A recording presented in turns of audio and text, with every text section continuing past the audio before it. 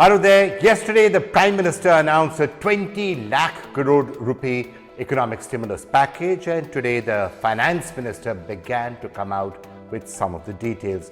She did say this was the first in a series of announcements, so you can expect 3 more such announcements over the next couple of days, and we'll wait to see what those have.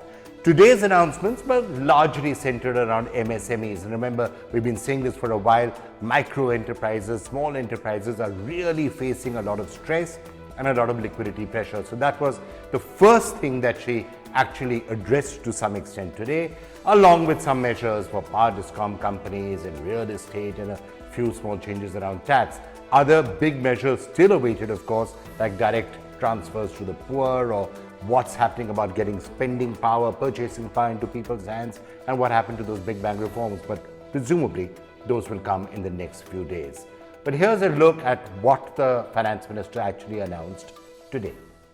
Finance Minister Nirmala Sitharaman announced a collateral-free automatic loan for MSMEs up to Rs 3 lakh crore, which will have 100% credit guarantee and no fresh collateral will be required. This is expected to benefit 45 lakh units. Borrowers with up to Rs 25 crore outstanding and Rs 100 crore turnover are eligible for loans. The tenor will be 4 years with a moratorium of 12 months on principal repayment. The scheme can be availed till 31st October 2020 with no guarantee fee and no fixed collateral. There is a collateral-free automatic loan for MSMEs which is being provided. This will give facility up to 3 lakh crores.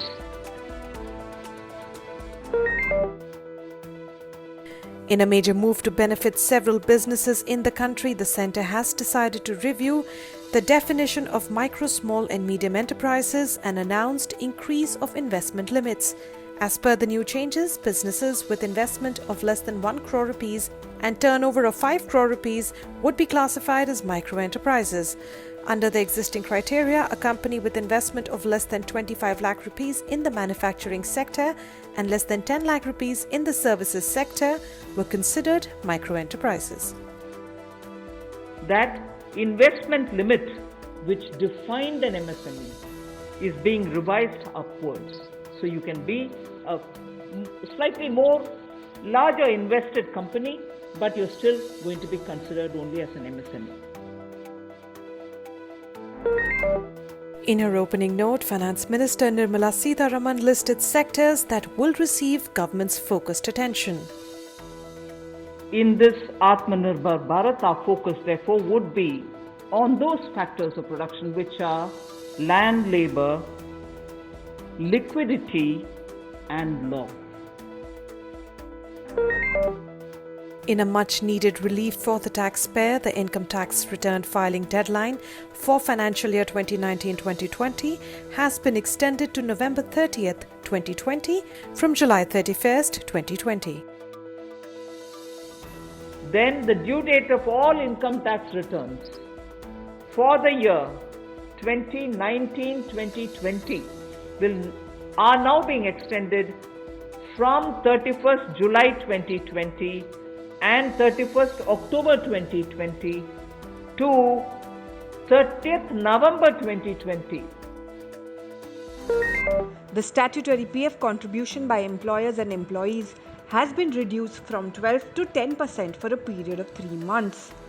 The Finance Minister said this will amount to liquidity support of 6,750 crore rupees. A liquidity relief is being given for all EPF establishments. In this, 12% which is paid by the employer and 12% by the employee contribution. We extend the support which Government of India gave for another 3 months. We had given it for March, April and May up to May 2020.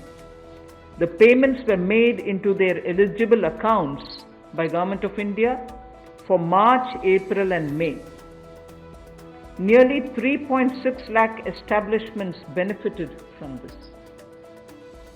Liquidity relief of 2,500 crores to 72.22 lakh employees is now being proposed to be provided by extending this contribution for the next 3 months also. The government has cut the TDS and TCS rate for non-salaried payments by 25% till March 2021. Finance Minister Nirmala Sitharaman said the move is expected to release 50,000 crore rupees. You're fairly familiar with the TDS and the TCS tax deductions which happen. We have now, from let us say tomorrow till 31st March 2021, reduced the TDS rates and the TCS rates by 25% of the existing rate. So if the existing rate is 100, it will be reduced by 25%. This shall apply to all payments, if they are payments for contracts or professional fees or interest or rent or dividend or commission or brokerage. All of these will be eligible for this 25% rate reduction. Through this, and as I said, this will be coming into force from tomorrow and last till March 31st, 2021. And this reduction we think will release nearly 50,000 crores in the hands of the people who otherwise would have paid it as TDS. Union Finance Minister Nirmala Sitharaman announced that global tenders will be disallowed in government procurement up to 200 crore rupees. Sitharaman said Indian MSMEs and other companies have often faced unfair competition from foreign companies. Global tenders will be disallowed in government procurement for tenders up to 200 crores. Stating that Discoms need help as they are in crisis, the government has announced one-time liquidity infusion of 90,000 crore rupees against their receivables. You know, all the states, Discoms are in serious crisis. So in order to help them, there is a emergency liquidity injection which is happening to the extent of 90,000 crores.